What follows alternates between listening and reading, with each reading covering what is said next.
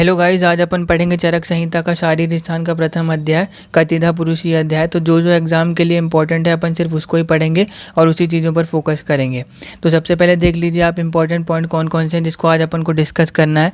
तो सबसे पहला है धातु भेद से पुरुषों के प्रकार, मन, महाभूत, इंद्रियां, आत्मा, पंचत्व, क्षेत्र और क्षेत्रज्ञ, पुरुष की उत्पत्ति, तीनों कालों की वेदनाओं में वेद द्वारा, चिकित्सा में युक्ति, चरक अनुसार सृष्टि का उत्पत्ति क्रम क्या है, महाप्रलय क्या है, स्वाभाविक रोग किसे कहते हैं, नष्टि की चिकित्सा क्या है, सुख दुख की उत्पत्ति का कारण तृष्णा, सुख दुख का कारण चतुर्विध योग, प्रज्ञापराध के बारे में, वेदना, योग के लक्षण क्या है, अष्टयोग सिद्धियाँ, मोक्ष और कर्मफल भोग अनिवार्य, स्मृति की परिभाषा और उसके कारण।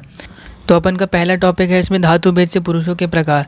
तो इसमें अपन पहले देख लेते हैं कि क्या क्या पढ़ना है अपन को इसमें। तो अपन को इसमें षड धातुज पुरुष पढ़ना है, एक धातुज पुरुष, चतुर्विंशतिक पुरुष। इसमें चतुर्विंशतिक पुरुष में 24 तत्वों का समावेश किया गया है। उसमें अष्ट प्रकृति है और षोडश विकार है। तो प्रकृति क्या होती है और विकार क्या होती है उसके बारे में देखेंगे। राशि पुरुष या चतुर्विंशति पुरुष को ही राशि पुरुष कहते हैं, वो देखेंगे। और फिर राशि पुरुष ही अधिकरण है, तो किस चीज़ का अधिकरण है वो देखेंगे। पुरुष के संचरण और मोक्ष का कारण क्या है वो देखेंगे।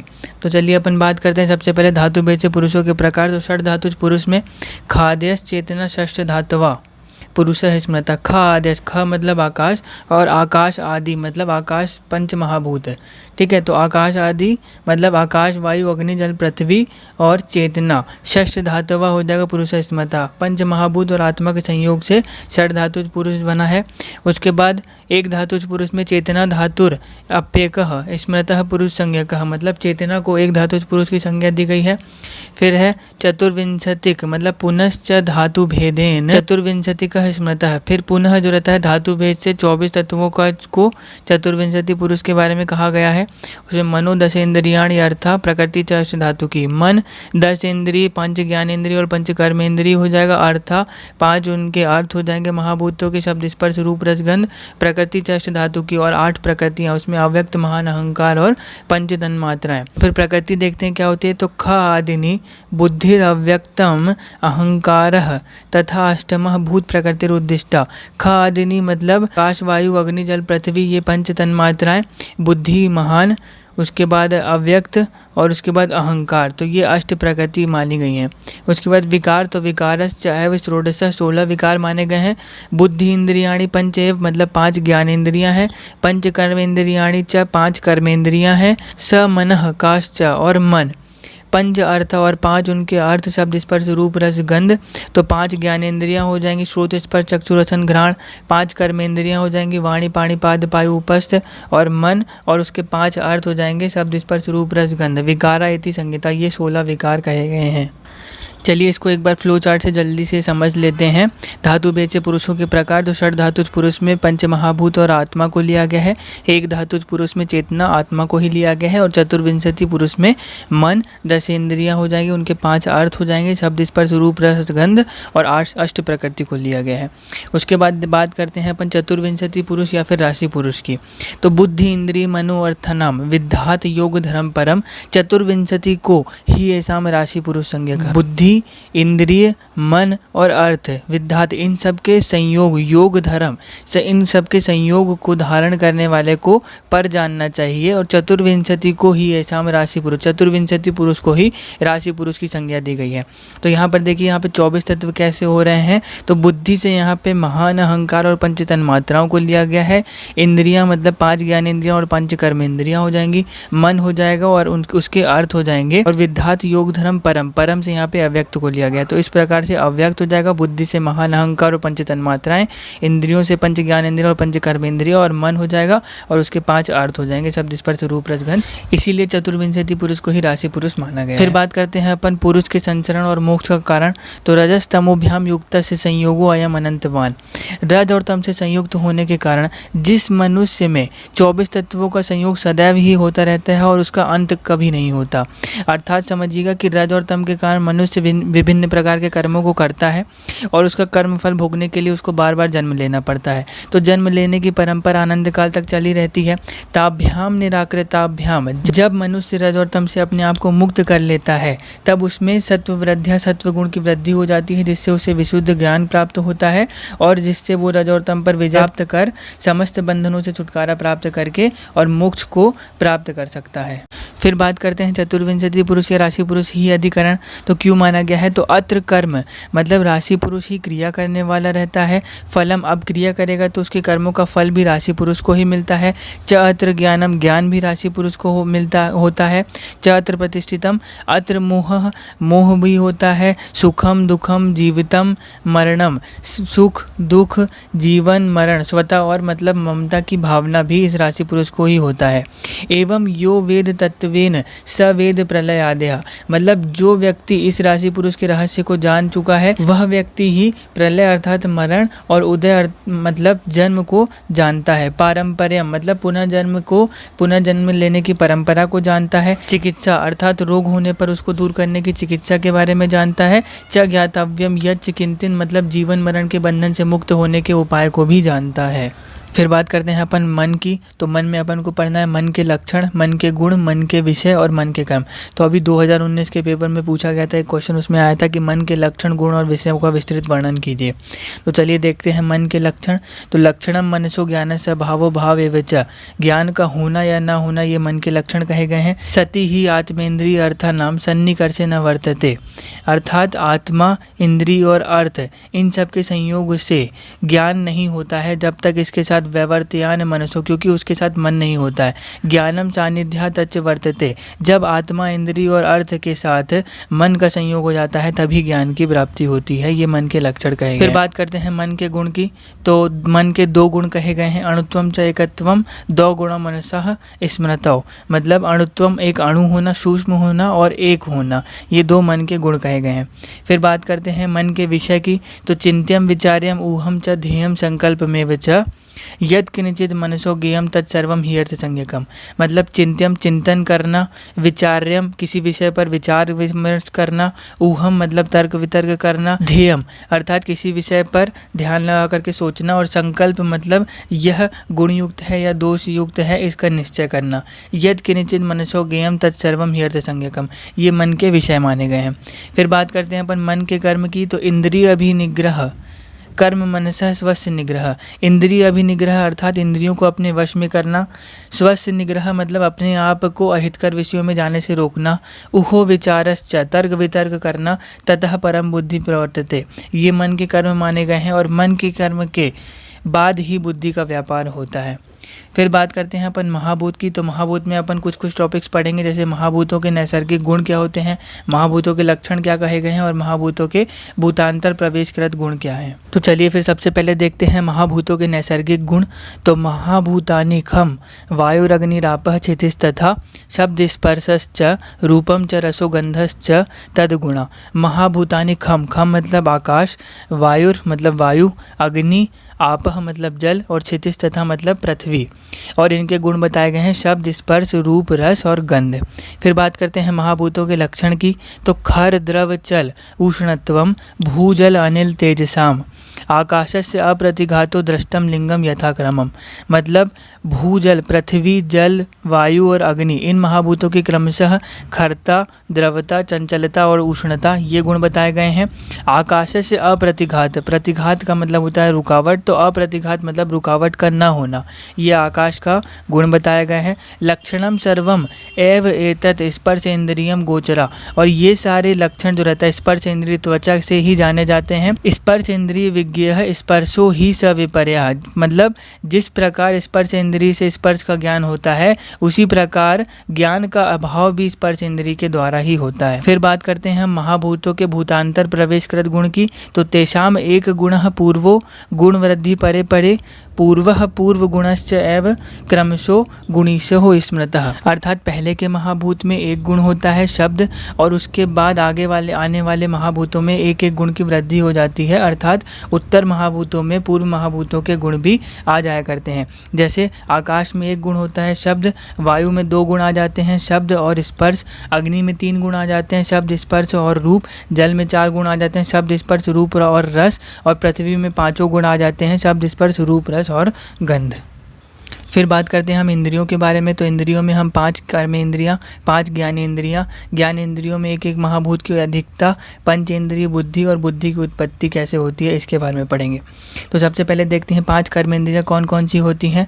तो हस्तौ पादौ गुद उपस्थम वाग इंद्रियम अथापि च, मतलब 2 हाथ 2 पैर, गुद उपस्थ मतलब लिंग, और वाग इंद्रिय मतलब वाणी इंद्रिय जो रहती है, ये 5 कर्मेंद्रियाँ बताई हैं। कर्मेंद्रियाणि पंच एव। उसके बाद पादौ गमन कर्मणि, पाद जो रहते हैं दोनों पैर जो रहते हैं गमन का कार्य करते हैं। पायु उपस्थम विसर्गार्थम, मतलब गुदा और लिंग जो रहते हैं क्रमशः मल और मूत्र का त्याग करने का काम करते हैं। हस्तों ग्रहण धारण, हाथ जो रहते हैं ग्रहण करने का कार्य करते हैं। और जिह्वा वाग इंद्रियम, जिह्वा जो रहता है वाणी, वाणी का कार्य करती है। वाक च सत्य, सत्यवाणी बोलेंगे अगर तो यथार्थ को प्रकट करने वाली होती है और प्रकाश स्वरूप होती है। ज्योति प्रकाश स्वरूप होती है और लोक और परलोक में को सुफल बनाने वाली होती है। तमो अनरत, अगर झूठ अनरत वचन बोलेंगे तो यथार्थ को छुपाने वाले और अंधकार स्वरूप होते हैं। फिर बात करते हैं अपन 5 ज्ञानेंद्रियों की। तो 5 ज्ञानेंद्रिय हैं अपनी श्रोत, स्पर्श, चक्षु, रसन और घ्राण। तो और इसके कर्म क्या है, शब्द, स्पर्श, रूप, रस और गंध। फिर बात करते हैं ज्ञानेंद्रियों में एक एक महाभूत की अधिकता रहती है। तो एक एक अधिक युक्तानि खादिन्यम इंद्रियाणि तु पंचकर्मान उमेयानि येभ्यो बुद्धि प्रवर्तते, अर्थात चक्षु आदि इंद्रियां 5 भौतिक है और इन इंद्रियों में एक एक महाभूत की अधिकता रहती है।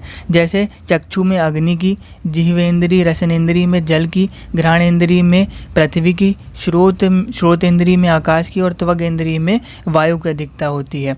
और इन्हीं इंद्रियों के द्वारा बुद्धि की प्रवृत्ति होती है। फिर बात करते हैं बुद्धि या ज्ञान के भेद की। तो याति यदि इंद्रियम आश्रित्य जंतोर बुद्धि प्रवर्तते, अर्थात जिस इंद्रिय का आश्रय लेकर के जो बुद्धि प्रवृत्त हो रही है, याति यातेन निर्देशम मनसः च मनोभवा, उस बुद्धि का नाम उसी इंद्रिय के द्वारा निर्देशित किया जाता है। तो उनके नाम है चक्षुष बुद्धि, श्रावण बुद्धि, स्पर्शन बुद्धि, रासन बुद्धि और घ्राण बुद्धि। फिर बात करते हैं बुद्धि की उत्पत्ति की। तो आत्मेंद्रिय मनो अर्था नाम एक एका सन्निकर्ष जा, आत्मा, इंद्रिय, मन और अर्थ इन सब के संयोग से बुद्धि की प्रवृत्ति होती है। तो एक एग्जाम्पल से उसको क्लैरिफाई किया गया है। अंगुल्य अंगुष्ठ, जिस प्रकार अंगुली मतलब मध्यमा अंगुली और अंगूठे, अंगूठे के संयोग से चुटकी बजती है। तल मतलब दोनों हाथों के तलों के संयोग से ताली बजती है। तंत्री वीणा नख उद्भवा, तंत्री मतलब तार, वीणा और नख के संयोग से दृष्टा शब्दों, भिन्न भिन्न प्रकार के शब्दों की उत्पत्ति होती है। उसी प्रकार यथा बुद्धिर दृष्टा संयोगजा, तथा आत्मा, इंद्रिय, मन और उनके अर्थों के संयोग से भिन्न भिन्न प्रकार की बुद्धि की प्रवृत्ति होती है। फिर बात करते हैं आत्मा की। तो आत्मा में अपन को कुछ टॉपिक्स पढ़ने हैं, वो अपन देख लेते हैं। आत्मा ज्ञानवान है, आत्मा के कारण और आत्मा के पर्याय, आत्मा के लक्षण, आत्मा के स्वरूप, आत्मा और मन में संबंध और ज्ञानोत्पत्ति। तो चलिए बात करते हैं पहले टॉपिक की। आत्मा ज्ञानवान है। आत्मा ज्ञः करणैर योगात ज्ञानम त्वस्य प्रवर्तते। तो बोल रहे हैं कि आत्मा ज्ञानवान है। तो आत्मा करण मतलब इंद्रियों से संयुक्त। तो जब आत्मा इंद्रियों से संयुक्त होती है तब उसमें ज्ञान की प्रवृत्ति होती है, और जब आत्मा इंद्रियों से संयुक्त नहीं होती है तब उसमें ज्ञान की प्रवृत्ति नहीं होती है। फिर बात करते हैं आत्मा के करण की। तो करणानि मनो बुद्धिर बुद्धि कर्मेंद्रियाणि च। तो आत्मा के यहाँ पे 12 करण माने गए हैं। मन, बुद्धि, बुद्धि इंद्रिय मतलब ज्ञानेंद्रिय, कर्मेंद्रिय, ठीक है। तो 5 ज्ञानेंद्रिय हो जाएंगे, 5 कर्मेंद्रिय हो जाएंगे, बुद्धि और मन, ये 12 करण आत्मा के माने गए हैं। फिर बोल रहे हैं कर्तुः संयोगजम कर्म वेदना बुद्धिरेव च। कर्ता का करणों, इन 12 करणों से संयोग होने पर ही कर्म, वेदना अर्थात सुख दुखात्मक वेदना और बुद्धि होती है। फिर बात करते हैं आत्मा के पर्याय की। तो अव्यक्त आत्मा क्षेत्रज्ञः शाश्वतो विभुर अव्यवः तस्माद् यद अन्यद तद व्यक्तम, मतलब आत्मा के पर्याय कहे गए हैं एक तो क्षेत्रज्ञ, शाश्वत, विभु और अव्यव। फिर बात करते हैं आत्मा के लक्षणों की। तो आचार्य चरक ने आत्मा के 22 लक्षण बताए हैं और आचार्य सुश्रुत ने आत्मा के 16 लक्षण बताए हैं। तो आचार्य चरक के अनुसार उसके लक्षण देखिए। प्राण अपानव निमेषाध्या जीवनम मनसोः गति इंद्रियांतर संचारः प्रेरणम प्राणापानम धारणम च यत्। प्राण अपान मतलब सांस लेना और सांस छोड़ना। निमेषाध्य मतलब निमेष और उन्मेष। पलक को बंद करने को निमेष कहते हैं और पलक को उठाने को उन्मेष कहते हैं। तो निमेष और उन्मेष। जीवनम मनसोह गति, जीवन, और मनसोह गति मन की गति। इंद्रियांतर संचार मतलब एक इंद्रिय को छोड़कर दूसरी इंद्रिय में मन का संचार करना। प्रेरणम धारणम च यत्, प्रेरित अपने मन को प्रेरित करना। धारणम मतलब धारण करना, शरीर को धारण करना। च यत् देशांतर गति स्वप्ने, स्वप्न में एक देश से दूसरे देश में चले जाना। पंचत्व ग्रहणम तथा मतलब अपने शरीर को पंच महाभूतों में विलीन कर देना अर्थात मृत्यु। दृष्टस्य दक्षिणेन अक्षणा सव्येन अवगमस तथा मतलब दाहिनी आंख से देखे हुए पदार्थ का ज्ञान बाईं आंख से भी होना। इच्छा द्वेषः सुख दुखम प्रयत्नस चेतना धृति। इच्छा, द्वेष, सुख, दुख, प्रयत्न और चेतना मतलब चैतन्यता। धृति मतलब धैर्य। बुद्धि स्मृति, बुद्धि स्मृति मतलब स्मरण शक्ति। और अहंकारो और अहंकार। लिंगानी परमात्मता, ये आत्मा के 22 लक्षण बताए गए हैं आचार्य चरक अनुसार। फिर बात करते हैं आत्मा और मन में संबंध। तो नित्य अनुबंध मनसा मतलब आत्मा और मन में नित्य संबंध होता है। इसी प्रकार आत्मा के सर्व योनिगत होने पर भी उसकी एक योनि में स्थिति जानी जाती है। फिर बात करते हैं हम आत्मा के स्वरूप की। तो अचेतनम क्रियावाच मनश्चेतनीता परः युक्तस्य मनसा तस्य निर्देश्यन्ते विभो क्रिया। मतलब अचेतनम क्रियावाच मन जो है क्रियावान तो है लेकिन अचेतनम चेतना रहित है। उसमें चेतयितः परः मतलब आत्मा, उसमें चेतना देने वाला कौन है? आत्मा। युक्तस्य मनसा तस्य निर्देश्यन्ते विभो क्रिया। जब आत्मा का मन के साथ संयोग हो जाता है तो उस आत्मा की क्रिया मन की क्रिया हो जाती है। अब इसको एक एग्जाम्पल से अगर आपको समझना हो तो उसको और अच्छे से समझिए। तो एक व्यक्ति है जो चल नहीं सकता है और दूसरा है जो देख नहीं सकता और दोनों को रोड क्रॉस करनी है। तो जो चल नहीं सकता वो दूसरे की पीठ पर बैठ जाएगा और उसको गाइड करेगा तो दोनों रोड क्रॉस कर लेंगे। तो इसी प्रकार मन में क्रिया तो है लेकिन चेतना नहीं है और आत्मा में चेतना तो है लेकिन क्रिया नहीं है। तो आत्मा का जब मन के साथ संयुक्त होता है तब मन की क्रिया आत्मा की क्रिया बन जाती है और आत्मा अपनी क्रिया करता है। फिर बात करते हैं हम ज्ञानोत्पत्ति की। तो आत्मा मनसा संयुज्यते मन इंद्रियेण इंद्रियम अर्थेन ततो ज्ञानम। मतलब जब आत्मा का मन से, मन का इंद्रियों से और इंद्रियों का उसके अर्थों से संयोग होता है तभी ज्ञान की प्रवृत्ति होती है। फिर देखते हैं हम पंचत्व की परिभाषा। तो शरीरम ही गते तस्मिन् शून्यागार अचेतनम पंचत्व अवशेषत्वात् पंचत्वम गतम उच्यते। अर्थात आत्मा के शरीर से निकल के जाने के बाद शरीर चेतना रहित अचेतन एक शून्यागार बिना स्वामी के घर उस तरीके से हो जाता है। अब देखा हमने षड धातुज पुरुष में पंच महाभूत और आत्मा थी। तो पंचभूत अवशेषत्वात् आत्मा के शरीर से निकल के जाने के बाद पंच महाभूत अवशेष रह जाते हैं जिसे पंचत्व नाम से कहा गया है। फिर बात करते हैं अपन क्षेत्र और क्षेत्रज्ञ की। तो इति क्षेत्रम समुद्दिष्टम सर्वम अव्यक्त वर्जितम अव्यक्तम अस्य क्षेत्रस्य क्षेत्रम ऋषियो विदुः। तो पहले अभी अपन ने पढ़ा चतुर्विंशति पुरुष, उसमें 24 तत्वों से बना है, अष्ट प्रकृति और षोडश विकार। तो इन 24 तत्वों में से अव्यक्तम वर्जितम अव्यक्त को छोड़ करके 23 तत्व जिसमें होते हैं उसे क्षेत्र कहा गया है। और क्षेत्रम ऋषियो विदु, ऋषि लोग क्षेत्र को जानने वाले अव्यक्त को क्षेत्रज्ञ की संज्ञा देते हैं। मतलब अर्थात अव्यक्त को क्षेत्रज्ञ की संज्ञा दी गई है और अव्यक्त को छोड़कर 23 तत्वों को क्षेत्र की संज्ञा दी गई है। फिर बात करते हैं पुरुष की उत्पत्ति। तो प्रभवो न ही अनादित्वाद विद्यते परमात्मा। परमात्मा अनादि होने से प्रभवो न उसकी उत्पत्ति का जनक कोई कारण नहीं है। पुरुषो राशि संज्ञस्तु मोह इच्छा द्वेष कर्मजा। लेकिन राशि पुरुष की उत्पत्ति मोह इच्छा द्वेष और कर्म से होती है। सुनिए किस प्रकार होती है कि अगर मनुष्य कोई मोह करेगा तो मोह होने से उसको किसी भावों में इच्छा या द्वेष होगा। इच्छा या द्वेष होने से वो मनुष्य उस कार्यों में प्रवृत्त होगा। प्रवृत्त होने से वो अच्छे या बुरे कर्मों को लगातार करता जाएगा। और अगर यदि मनुष्य कोई कर्म करता है चाहे वो अच्छे हो चाहे बुरे, तो उन कर्मों का फल उसे भोगना पड़ेगा और उसे नए नए शरीर को धारण करना पड़ेगा। इसीलिए मोह को राशि पुरुष का, मोह इच्छा द्वेष और कर्म को राशि पुरुष की उत्पत्ति का कारण माना। फिर बात करते हैं तीनों कालों की वेदनाओं में वैद्य द्वारा चिकित्सा में युक्ति। तो सबसे पहले देखते हैं उसमें अतीत काल की वेदना में चिकित्सा की क्या युक्ति होगी। तो आचार्य चरक कहते हैं कि जैसा अपन सामान्य भाषा में सुनते हैं कि फिर से वह शूल आ गया, फिर से वह खांसी दोबारा लौट करके आ गई। तो इसका तात्पर्य यह है कि भूतकाल में उस पीढ़ा में जिस औषधि का प्रयोग किया गया था उसी औषधि को का प्रयोग अगर वर्तमान काल में किया जाता है तो वह लाभप्रद होती है। यह अतीत काल की वेदना की चिकित्सा कही गई है। फिर बात करते हैं अपन भविष्यकालीन रोग की चिकित्सा में युक्ति। तो इसमें आचार्य चरक कहते हैं कि पूर्व रूपों को देख करके अगर उसकी चिकित्सा की जाए तो भविष्य में होने वाली वेदनाओं का नाश हो जाता है। जैसे हमें ज्वर के पूर्व रूप दिख रहे हैं और हमने उसकी चिकित्सा लंघन और अवतार पर पहले ही कर दिया तो उसके पूर्व रूपों से उसके भविष्य काल की वेदना का नाश हो जाता है। फिर बात करते हैं वर्तमान कालीन रोगों की चिकित्सा में युक्ति। तो बोल रहे हैं कि सुखकर कारणों से चिकित्सा करेंगे तो सुख प्राप्त होगा, एवं दुखकर कारणों से चिकित्सा करेंगे तो हमेशा दुख की प्राप्ति होगी। इसीलिए सुखकर हेतुओं का सदा ही प्रयोग करना चाहिए जिससे आरोग्य की प्राप्ति होती है, तथा दुखकर हेतुओं का त्याग करना चाहिए जिससे रोग की प्राप्ति होती है। यही है वर्तमान कालीन रोगों की चिकित्सा में युक्ति। तो चलिए फिर बात करते हैं चरक अनुसार सृष्टि की उत्पत्ति की। तो जायते बुद्धिर अव्यक्ताद, अव्यक्त से बुद्धि तत्व की उत्पत्ति हुई है। बुद्धिया अहम इति मन्यते, बुद्धि से अहंकार की उत्पत्ति हुई है।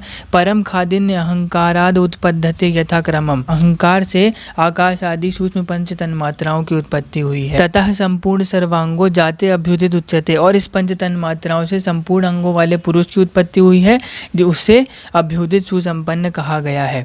चलिए जरा फ्लो चार्ट से इसको समझिए कि अव्यक्त से बुद्धि तत्व की उत्पत्ति हुई है, बुद्धि से अहंकार तत्व की। अब अहंकार को 3 भेदों में बांट दिया गया है, सात्विक, राजसिक और तामस।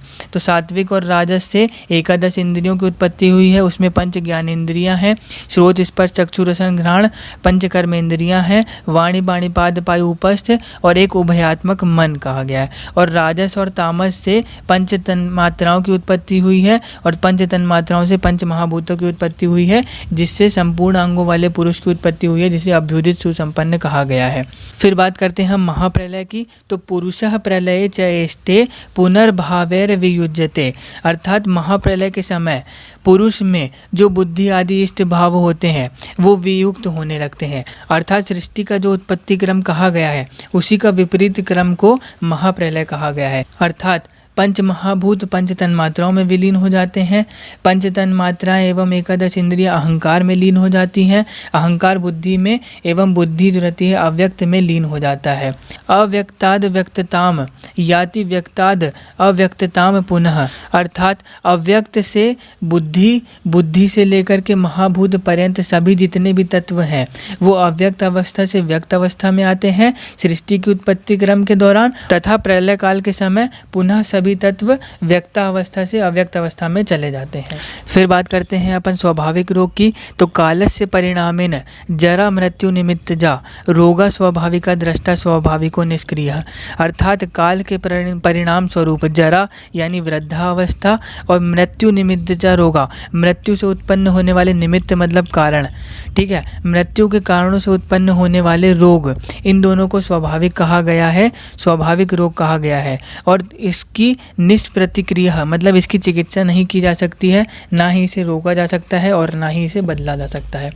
फिर बात करते हैं अपन नष्टि की चिकित्सा की। तो दुखों से सदैव के लिए निश्चित रूप से छुटकारा पाना ही निष्ठा कहा जाता है, और इसके प्रयोजन की सिद्धि के लिए जो चिकित्सा की जाती है उसे नष्टि की चिकित्सा की जाती है। तो जैसा कि मनुष्य अपने कर्मों को करता है और उसे अपने कर्मों के अनुसार ही कर्म फलों को भोगना पड़ता है, तो नष्टि की चिकित्सा तृष्णा शून्य होती है, अर्थात पुरुष संसार के बंधनों से बंधा रहता है और वो प्रत्येक कर्मों को करता है और उसे उसके कर्म फल को भोगना पड़ता है। तो इसी कर्म फलों का परित्याग करना ही नष्टि की चिकित्सा का मूल सूत्र माना गया है। चलिए फिर बात करते हैं हम तृष्णा की। तो यहाँ पे तृष्णा को सुख दुख का कारण माना गया है, और यहाँ पे तृष्णा का अर्थ प्यास से नहीं लिया गया है। तो चलिए देखते हैं। इच्छा द्वेषात्मिका तृष्णा सुख दुखात प्रवर्तते, मतलब सुख के प्रति इच्छा रूपी तृष्णा तथा दुख के प्रति द्वेष रूपी तृष्णा उत्पन्न होती है। अर्थात तृष्णा ही अभिष्ट विषयों के प्रति प्रवृत्ति करवाता है और दुष्ट विषयों से द्वेष कराता है। तृष्णा च सुख दुखा नाम कारणम पुनरुच्यते, और इसी प्रवृत्ति और निवृत्ति से ही तृष्णा ही सुख दुख का कारण माना गया है। फिर बात करते हैं सुख दुख का कारण चतुर्वेद योग। तो यहाँ पे चतुर्वेद योगों को समयोग, अयोग, अतियोग और मिथ्या योग से समझना है। तो कह रहे हैं कि हेतुस्तु सुख दुखस्य योगो दृष्ट चतुर्विधः, सुख दुख का कारण ना तो इंद्रियां हैं और ना ही इंद्रियों के अर्थ हैं, क्योंकि अगर इनका संयोग ही ना होगा तो ना ही सुख होगा और ना ही दुख होगा। तो इनके संयोग को सुख कहा गया है और इनके अयोग, अतियोग और मिथ्यायोग को दुख की संज्ञा दी गई है। फिर बात करते हैं हम प्रज्ञापराध।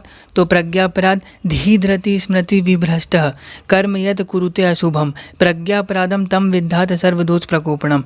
मतलब धी मतलब बुद्धि, धृति मतलब धैर्य और स्मृति मतलब स्मरण शक्ति का नाश हो जाने पर मनुष्य कुरुते अशुभम अशुभ कार्यों को करता है, तब उन अशुभ कर्मों को प्रज्ञापराध कहा जाता है। और तम विद्धात सर्व प्रकोपणम, यही प्रज्ञापराध वात पित्त कफ आदि शारीरिक दोषों और रज और तम आदि मानसिक दोषों को प्रकोपक का कारण होता है।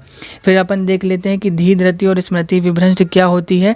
तो धी विभ्रंश का मतलब यह है कि जब मनुष्य नित्य को अनित्य और अनित्य को नित्य तथा हित को अहित और अहित को हित मान लेता है, इस प्रकार विपरीत ज्ञान करता है, उसे बुद्धि विभ्रंश कहते हैं। धृति विभ्रंश वो होती है जब मनुष्य अपने मन को रोक पाने में असमर्थ हो जाता है, उसे धृति विभ्रंश कहते हैं। और स्मृति विभ्रंश वो होता है जब मनुष्य रज और तम से व्याप्त होने के कारण, आच्छन्न होने के कारण यथार्थ ज्ञान का स्मरण ही नहीं कर पाता है, उसे स्मृति विभ्रंश कहते हैं। फिर बात करते हैं प्रज्ञापराध के संक्षिप्त रूप की। तो बुद्धिया विषमम, बुद्धि का अनुचित ज्ञान होना, विज्ञानम विषमम मतलब यथार्थ ज्ञान का न होना, च प्रवर्तनम और अनुचित ढंग से कर्मों में प्रवृत्त होना। प्रज्ञापराधम, इनको प्रज्ञापराध जानना चाहिए।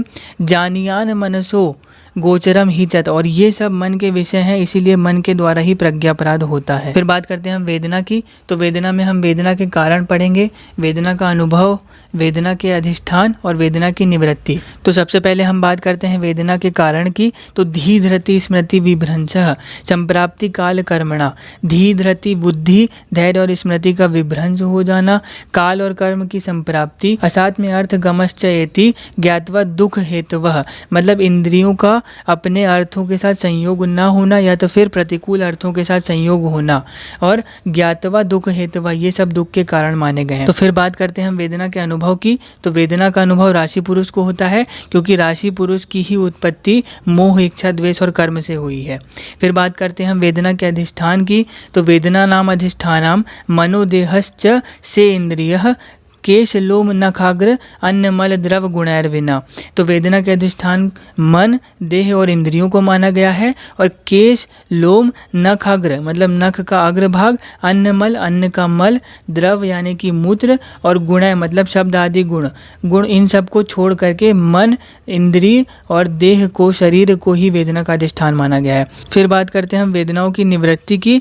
तो योगे मोक्षे च सर्वासाम वेदनानाम अवर्तनम, योग और मोक्ष से ही सभी प्रकार की वेदनाओं से निवृत्ति होती है। मोक्षे निवृत्तिर निशेषो, मोक्ष से ही संपूर्णतः वेदनाओं की विनष्ट हो जाती हैं। तथा योगो मोक्ष प्रवर्तक, योग मोक्ष का प्रवर्तक होता है, अर्थात मोक्ष को दिलाने वाला होता है। चलिए फिर बात करते हैं योग के बारे में। तो योग के लक्षण हैं आत्मेंद्रिय मनोअर्था नाम सन्निकर्षात् प्रवर्तते सुखम दुखम। आत्मा, इंद्रिय, मन और अर्थ के संयोग से सुख दुख की प्रवृत्ति होती है। अनारंभाद आत्मस्थे मनसी स्थिरे, और जब मन आत्मा में आकर के स्थिर हो जाती है तब सुख दुख की निवृत्ति हो जाती है। निर्वर्तते तद उभयम वशित्वम च उपजायते, तब आत्मा वशी हो जाती है, अर्थात मनुष्य मन और इंद्रियों को वश में कर लेता है और अलौकिक कार्य करने में समर्थ हो जाता है। स शरीर से योग ज्ञास्तम योगम ऋषियों विदु, अर्थात योग शास्त्र को जानने वाले ऋषियों ने मन के इसी वशीकरण को योग के रूप में जाना है। फिर बात करते हैं हम योगियों की अष्टविध सिद्धियों के बारे में। तो आवेश चेतसो ज्ञानम अर्थानाम छद्यतः क्रिया। आवेश मतलब एक शरीर से दूसरे शरीर में प्रवेश करना। चेतसो ज्ञानम मतलब मन की बात को जान लेना। अर्थानाम छद्यतः क्रिया मतलब शब्द आदि अर्थों का इच्छा अनुसार प्रकट कर लेना। दृष्टि मतलब परोक्ष वस्तुओं को देखना। श्रोतम मतलब परोक्ष शब्दों को सुनना। स्मृति मतलब भावों के तत्वों को समझना। कांति मतलब तेज को तेज से संपन्न हो जाना। इष्टतश्च अप्य अदर्शनम, इसका मतलब है कि अपनी इच्छा अनुसार चाहे जब अदृश्य हो जाना। इत्य अष्टविधम आख्यातम योगिनम बलम ऐश्वर्यम, ये 8 प्रकार के बल योग के बल से प्राप्त ऐश्वर्य के कारण होते हैं। शुद्ध सत्व सम आधानात् तत्सर्वम उपजायते। शुद्ध मन का जब आत्मा से सम्यक आधान हो जाता है तब इस प्रकार का बल मिलता है योगियों को। बात करते हैं मोक्ष की, तो मोक्षो रजस्तमो अभावात बलवत कर्म संश्रयात। रज और तम के अभाव हो जाने से बलवत कर्म संश्रयात मतलब बलवान कर्मों का जिसका फल अवश्य ही भोगना पड़ता है उसका क्षय हो जाने से वियोगः सर्व संयोग मतलब आत्मा से संबंध शरीर बुद्धि और अहंकार का जब वियोग हो जाता है तब ऐसी स्थिति में दोबारा पुनर्जन्म नहीं होता है, अपुनर्भव उच्यते, उसे ही मोक्ष कहा जाता है। उसके बाद बात करते हैं हम कर्म फल भोग अनिवार्य की, तो न ही कर्म महत् किंचित फलम यस्य न भुंजित। मतलब कोई भी ऐसा कर्म नहीं होता है जिसका फल ना भोगना पड़े। क्रियाघ्ना अपितु फल इतना प्रभावी होता है कि वो चिकित्सक के द्वारा भी शांत नहीं होता है तथा चिकित्सा को ही असफल कर देता है। कर्मजा रोगा प्रशमम यान्ति तत्क्षयात्, और इन कर्मज रोगों की शांति इनके फल भोगने के बाद ही मिलती है। फिर बात करते हैं हम स्मृति की, तो स्मृति के लक्षण है दृष्ट श्रुतानुभूता नाम स्मरणात् स्मृति रुच्यते। देखे हुए, सुने हुए तथा अनुभव किए हुए विषयों का स्मरण करना ही स्मृति कहलाती है। फिर बात करते हैं हम स्मृति के 8 कारण, तो वक्ष्यन्ते कारण अन्यष्टो स्मृतेर उपजायते। स्मृति के 8 कारण बताए गए हैं। निमित्त मतलब कारण को देख करके, जैसे कुंभकार को देख करके घट का स्मरण। फिर देखिए रूप ग्रहणात् मतलब वन में नील गाय को देख करके गाय का स्मरण।